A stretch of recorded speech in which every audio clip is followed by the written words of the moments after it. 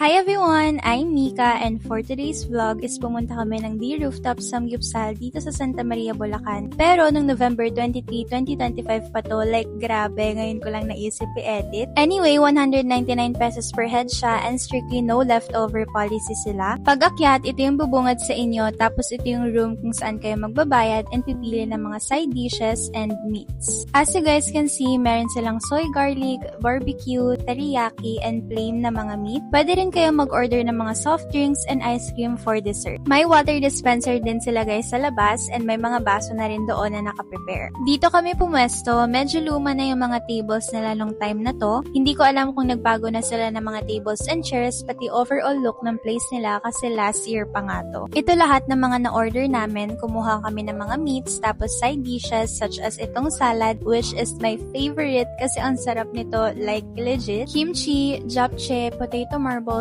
fish cake, at iba pa. Of course, kumuha rin kami ng lettuce and cheese. Unlimited na rin pala to guys for 2 hours, kaya nag-enjoy talaga ako kumain dyan. After namin kumain, umuwi na rin kami agad. That's it for today's vlog. Thank you guys for watching and see you on my next one. Bye!